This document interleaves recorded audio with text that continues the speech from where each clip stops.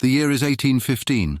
The fate of Europe hinged on a single decisive battle, the Battle of Waterloo. The air crackles with tension. The echo of war drums a constant reminder of the continent's turmoil.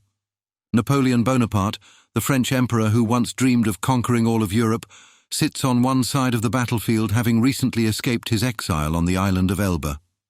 Like a phoenix rising from the ashes, not only did he escape and return to power, but he has gathered his forces from France for his infamous 100 Days. Opposing him was the combined might of the Allied powers, Austria, Prussia, Russia, and Britain. The army the Allies assembled was led by the Duke of Wellington. The rest, as they say, is history. But what if history took a different turn? What if, amidst the smoke and fury, Napoleon's tactical brilliance prevailed? What if the French eagles soared high, not falling to the ground? This is where our journey into the realm of what-ifs begins. With victory at Waterloo, Napoleon's grip on Europe tightens. The Allied coalition crumbles, and their dreams of restoring the old order are shattered. France emerges as the undisputed power on the continent. But how does Napoleon capitalize on this victory? He could choose the path of an iron fist.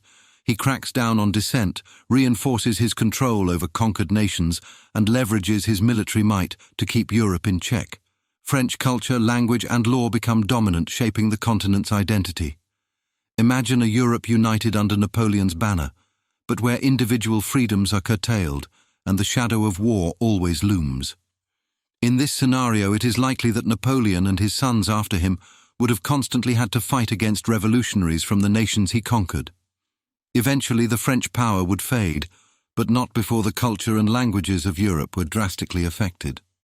Alternatively, Napoleon might adopt a more diplomatic approach. He negotiates favorable treaties, offers concessions to appease conquered nations, and focuses on fostering economic cooperation within his sphere of influence. Imagine a Europe where France acts as a unifying force, promoting trade and cultural exchange while maintaining its preeminence. A diplomatic Napoleon could have increased trade and collaboration with many of the nations of Europe, exponentially increasing economic growth. Seeing this, many more nations might flock to create a good relationship with France, increasing its influence outside of Europe. Napoleon's ambitions might not be limited to Europe. He could turn his gaze outwards towards the vast potential of colonial expansion. There are several places he likely would have looked to add to the French Empire. The first tempting target, Saint-Domingue, the crown jewel of France's Caribbean colonies that was lost during the Haitian Revolution. Imagine Napoleon pouring resources into reconquering the island, potentially reigniting a brutal conflict and reshaping the power dynamics in the Caribbean. Not only was Saint-Domingue a source of pride for the French, but the sugar production there would have been a nice boost for the French economy. Another likely target would have been the British-controlled regions of India.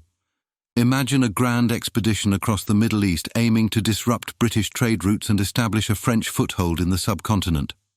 This would continue Napoleon's long-standing feud with the British, disrupting their trade routes while establishing ones of his own. Maintaining these lines would have been challenging, and it's likely other powers like Russia would have opposed him.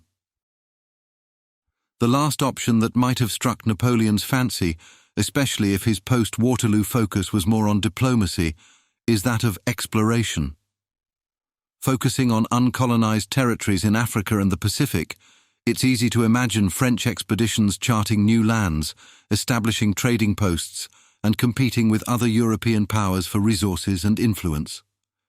However Napoleon chose to expand after a victory at Waterloo, his efforts would have impacted the world map and global power dynamics that we know today in drastic ways. The ripple effects of a French victory at Waterloo are fascinating and would certainly not be an isolated event.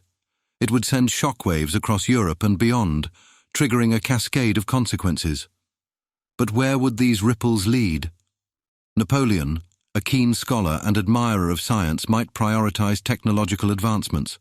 Imagine France leading the way in steam power, early computing, and even aeronautics.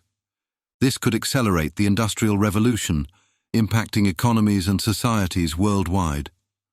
Knowing the pace of improvement of technology today, what would the world look like if the acceleration of invention we saw in the 21st century happened 20-50 years earlier? What would the technological innovations of today look like? In this alternate reality, It's important to realize, not everyone would welcome a Napoleonic Europe.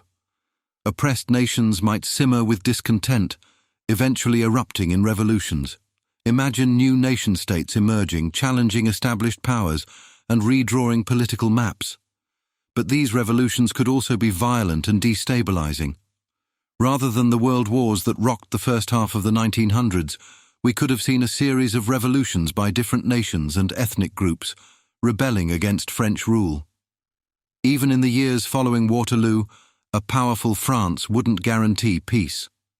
Rivalries and competition with other empires could escalate into war. New alliances would form and break, battles raging across continents, and the constant threat of conflict reshaping global power dynamics. These are just a few possibilities, each with its own butterfly effect.